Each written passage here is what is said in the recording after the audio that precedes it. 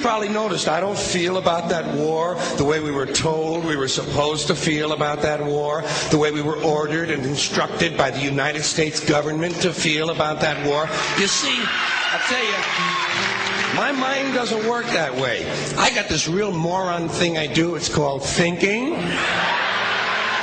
And I'm not a very good American because I like to form my own opinions. I don't just roll over when I'm told to. Sad to say, most Americans just roll over on command. Not me. I have certain rules I live by. My first rule, I don't believe anything the government tells me. Nothing. Zero. Nope.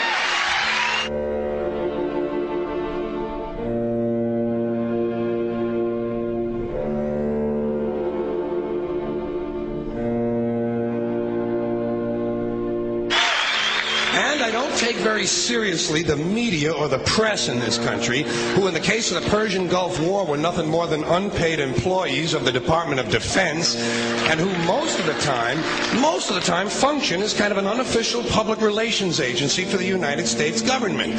So I don't listen to them. I don't really believe in my country. And I gotta tell you folks, I don't get all choked up about yellow ribbons and American flags. Now, to balance the scale, I'd like to talk about some things that bring us together. Things that point out our similarities instead of our differences. Because that's all you ever hear about in this country is our differences. That's all the media and the politicians are ever talking about, the things that separate us, things that make us different from one another. That's the way the ruling class operates in any society. They try to divide the rest of the people. They keep the lower and the middle classes fighting with each other so that they, the rich, can run off with all the fucking money. Fairly simple thing happens to work. You know, anything different, that's what they're going to talk about. Race, religion, ethnic and national background, jobs, income, education, social status, sexuality, anything you can do, keep us fighting with each other so that they can keep going to the bank. You know how I describe the economic and social classes in this country? The upper class keeps all of the money, pays none of the taxes. The middle class pays all of the taxes, does all of the work. The poor are there just to scare the shit out of the middle class. Keep them showing up at those jobs. Politicians know that word. They use it on you. Politicians have traditionally hidden behind three things: the flag, the Bible, and children. No child left behind. No child left behind. Oh, really? Well, it wasn't long ago you were talking about giving kids a head start. Head start, left behind? Someone's losing fucking ground here. But there's a reason. There's a reason. There's a reason for this. There's a reason education sucks, and it's the same reason that it will never, ever, ever be fixed. It's never going to get any better. Don't look for it. Be happy with what you got. Because the owners of this country don't want that. I'm talking about the real owners now. The big, the wealthy, the real owners, the big wealthy business interests that control things and make all the important decisions. Forget the politicians. They're irrelevant. The politicians are put there to give you the idea that you have freedom of choice. You don't.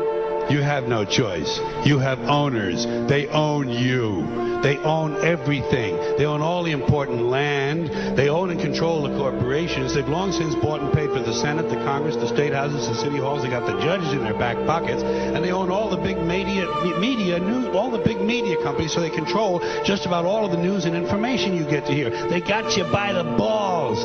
They spend billions of dollars every year lobbying to get what they want. Well, we know what they want. They want more for themselves and less for everybody else. But I'll tell you what they don't want. They don't want a population of citizens capable of critical thinking. They don't want well-informed, well-educated people capable of critical thinking. They're not interested in that. That doesn't help them. That's against their interest. That's right. You know something? They don't want people who are smart enough to sit around the kitchen table and figure out how badly they're getting fucked by a system that threw them overboard 30 fucking years ago. They don't want that. You know what they want? They want obedient workers. Obedient workers. People who are just smart enough to run the machines and do the paperwork, and just dumb enough to passively accept all these increasingly shittier jobs with the lower pay, the longer hours, the reduced benefits, the end of overtime, and the vanishing pension that disappears the minute you go to collect it. And now they're coming for your Social Security money. They want your fucking retirement money. They want it back. so they can give it to their criminal friends on Wall Street. And you know something? They'll get it. They'll get it all from you sooner or later, because they own this fucking place. It's a big club, and you ain't in it. You and I are not in the big club.